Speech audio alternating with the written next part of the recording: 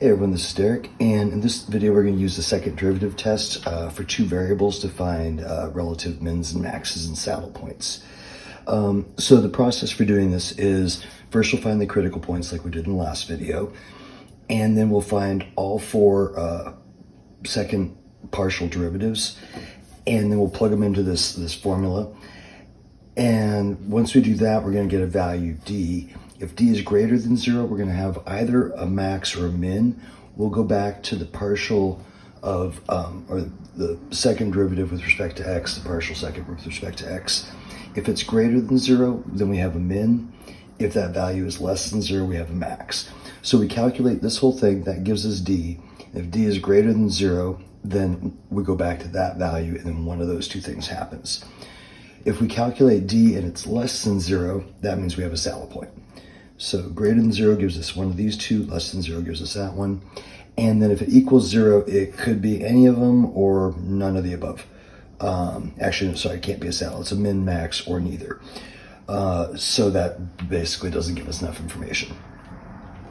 So let me show that with a few examples. Okay, so we have locate and describe the relative extrema if they exist for the function. So first thing we want to do is find our critical point. So let's do derivative with respect to x. So that's going to give me a 6x. Y's drop out, and then minus 12. Y drops out, 8 drops out. And then we'll do the same thing with respect to y. So that will be a 6y. And x drops out, 8 drops out, and so it'll be minus 6. Okay, so then we'll set each of these to 0 and solve.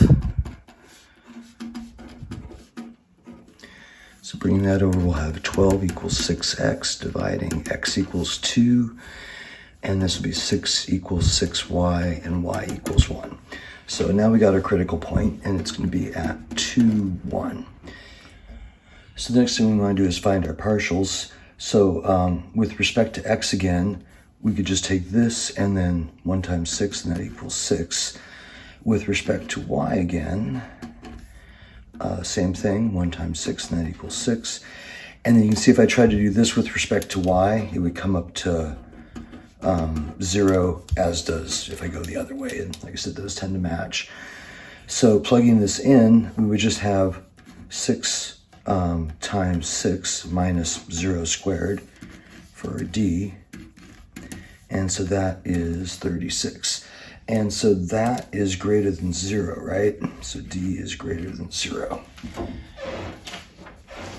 So then we come back here and we go, okay, so d is greater than 0, so I have a max or a min. And then we go back to double x, it is positive. And when that is the case, it's a local min. So that is how we know what that value is. And then the next thing on the homework, I think on the homework it has you enter the critical value in a box. It has you pick local min or max. And then the third box is asking, what is it? So we know the x and the y, they're the 2 and the 1. So we will just plug those into this equation and then figure out what z would be. So I'm just going to evaluate this at f of 2, 1, and I'll cut away and come back after I have it written out. Okay, so doing all that, 2 squared would be 4 times 2, 12, and that will be a 3 minus 24 minus 6 plus 8. So 30 and then 23, so it looks like negative 7. And so this local min is occurring at x is 2, y is 1, and z is negative 7. Okay, so for this one, the marketing department of the company has determined that if it spends X thousand dollars on radio advertisement and Y $1,000 on newspaper advertisements, the company's revenue in thousands of dollars will be this equation. How much money should the company spend on radio advertisements and newspaper advertisements to maximize revenue? Okay, so since we're trying to maximize something, what we're going to want to do is use our second derivative test and look for a maximum.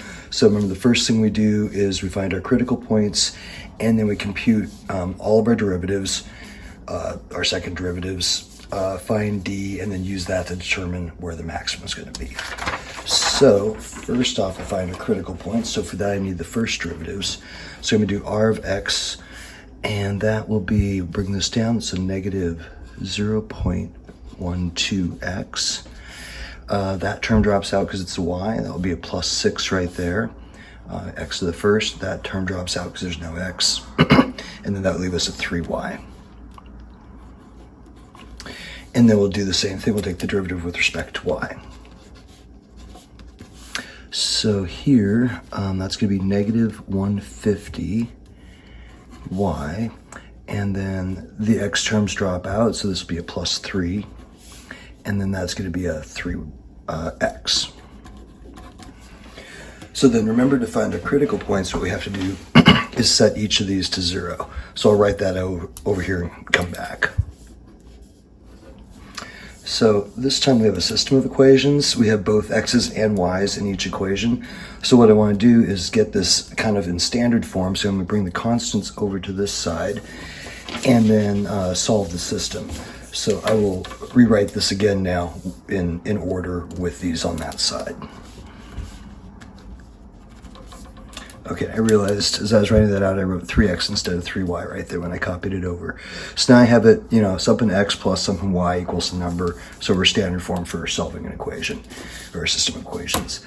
And so what I'm going to do next is figure out, don't want to do the decimal, that just doesn't sound that fun. So I'm going to eliminate y. I'm going to multiply this one by 50 on both sides. And then that's going to get me plus 150 minus 150. And let's see, so that's going to look like 50 times that comes out to negative 6x. And then times here gets me plus 150.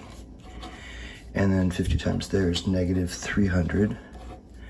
And then just rewrite this equation.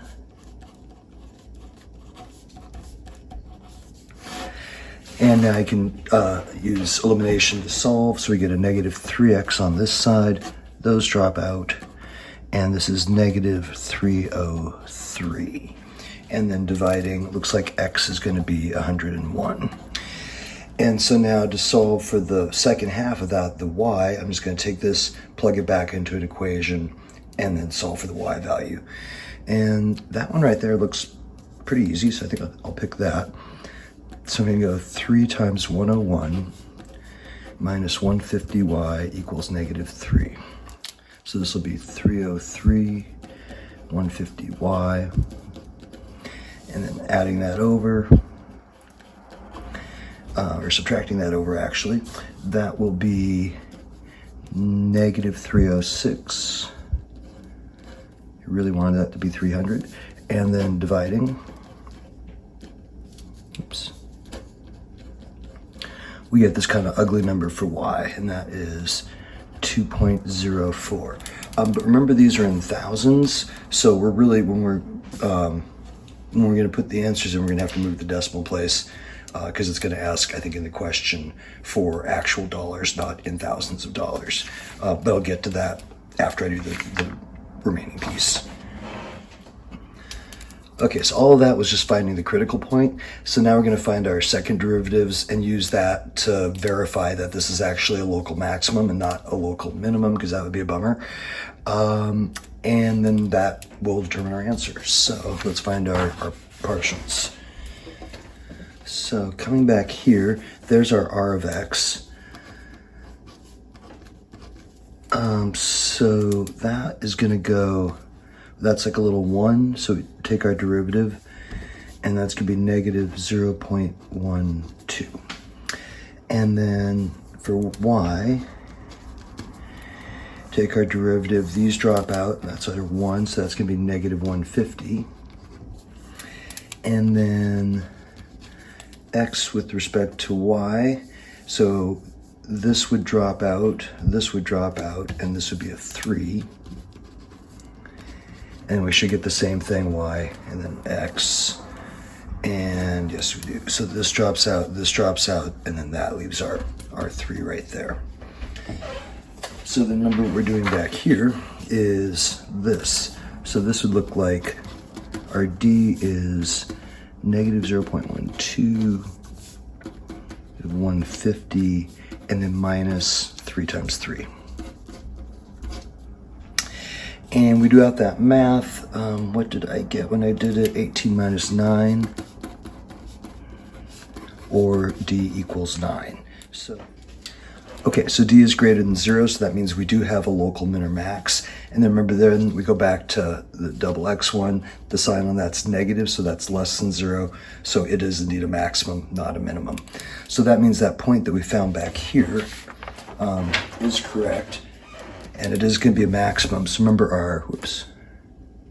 our X was 101, but this is in thousands. So that's 100,000, 101,000. And then our Y was 2.04. So moving that 3 places, Y is $2,040.